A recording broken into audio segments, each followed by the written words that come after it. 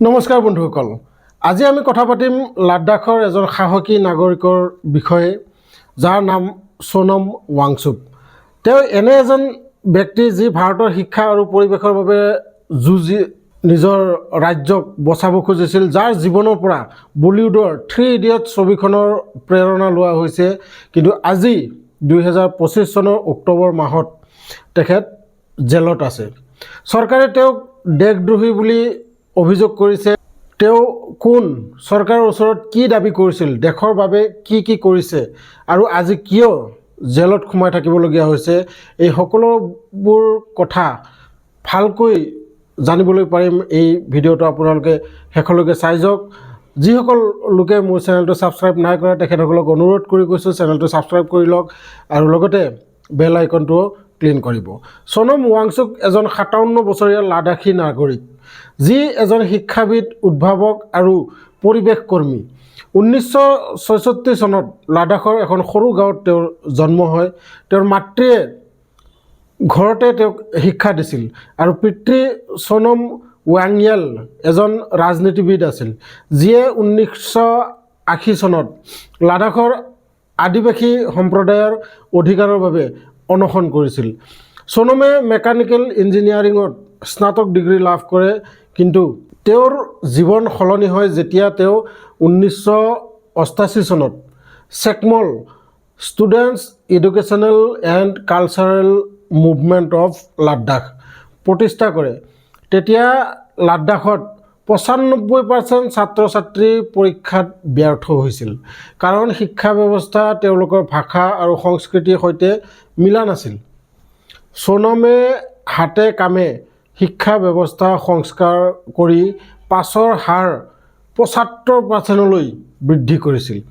তেওঁৰ এই কামৰ বাবে 1996 চনত জম্মু কাশ্মীৰ গভৰ্ণৰৰ পৰা পদক আৰু 2018 চনত মেগছেছ পুৰস্কাৰ লাভ কৰে। তেওঁৰ জীৱনৰ পৰাই বলিউডৰ 3 ইডিয়টছ ছবিৰ ফংচুক ৱাংৰু চৰিত্ৰটোৰ প্ৰেৰণা লোৱা হৈছিল, যিটো আমিৰ খানে অভিনয় কৰিছিল।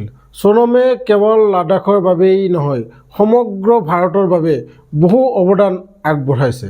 তেওঁৰ উদ্ভাৱন যেনে আইচ স্তূপা, এটা কৃত্ৰিম হিমবাহ যিয়ে লাডাখত জল সংৰক্ষণ কৰে আৰু গৰমৰ দিনত জলৰ অভাৱ দূৰ কৰে। তেওঁ সৈনিকসকলৰ বাবে সৌৰ তম্বু তৈয়াৰ কৰিছে, যিয়ে হিমালয়ৰ কঠিন শীততো সুবিধা প্ৰদান কৰে।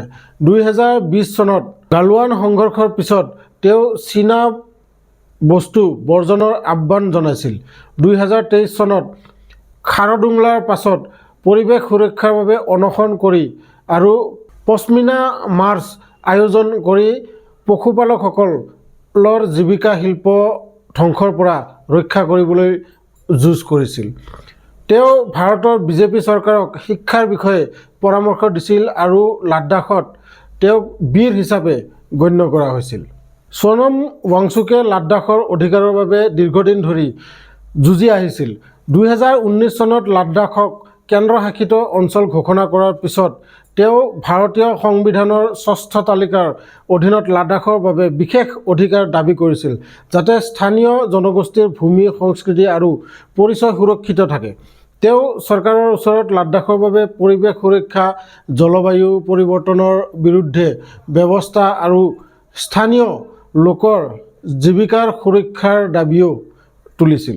তেওঁৰ নেতৃত্বত লেহ এপেক্স বডি আৰু কাৰ্গিল ডেম'ক্ৰেটিক এলায়েন্সৰ সৈতে মিলি লাডাখী জনতাই শান্তিপূৰ্ণ প্ৰতিবাদ কৰিছিল, কিন্তু চৰকাৰে তেওঁৰ এই দাবীবোৰ গুৰুত্ব নিদিলে। 2024 চনৰ পৰা সোনমৰ প্ৰতিবাদ তীব্ৰতৰ হৈছিল। তেওঁ লাডাখৰ স্থানীয় জনগোষ্ঠীৰ অধিকাৰ আৰু পৰিৱেশৰ বাবে শান্তিপূৰ্ণভাৱে অনশন, মাৰ্চ আৰু জনসভাৰ আয়োজন কৰিছিল, কিন্তু চৰকাৰে তেওঁৰ এই কাৰ্যকলাপ দেশ বিৰোধী বুলি অভিযোগ কৰি তেওঁক গ্ৰেপ্তাৰ কৰে। 2025 চনৰ আৰম্ভণিতে তেওঁক UAPA unlawful activities prevention actor অধীনত অভিযুক্ত কৰা হয়, যিটো এটা কঠোৰ আইন। তেওঁৰ সমৰ্থকসকলে কয় যে এইটো তেওঁৰ সমালোচকসকলে প্ৰশ্ন উত্থাপন কৰিছে, যি ব্যক্তিয়ে দেশৰ বাবে ইমান কৰিলে তেওঁক কিয় দেশদ্ৰোহী বুলি অভিযোগ কৰা হৈছে? সোনম ৱাংচুকৰ জীৱন এটা প্ৰেৰণা। তেওঁ শিক্ষা, পৰিৱেশ আৰু জনগোষ্ঠীৰ অধিকাৰৰ বাবে যুঁজি আছে, কিন্তু আজি তেওঁ জেলত। তেওঁৰ এই যুঁজৰ আমাক প্ৰশ্ন কৰিবলৈ বাধ্য কৰে, সত্যৰ বাবে কথা কোৱাৰ মূল্য কি? জেল? আপুনি কি ভাবে কমেণ্টত জনাওক। আমাৰ এই ভিডিঅ'টো যদি ভাল লাগিছে তেন্তে লাইক কৰক, শ্বেয়াৰ কৰক আৰু চেনেলটো ছাবস্ক্ৰাইব কৰিবলৈ নাপাহৰিব। লগ পাম এনেকুৱা এটা গুৰুত্বপূৰ্ণ ভিডিঅ' লৈ নেক্সট ভিডিঅ'ত। তেতিয়ালৈকে ধন্যবাদ।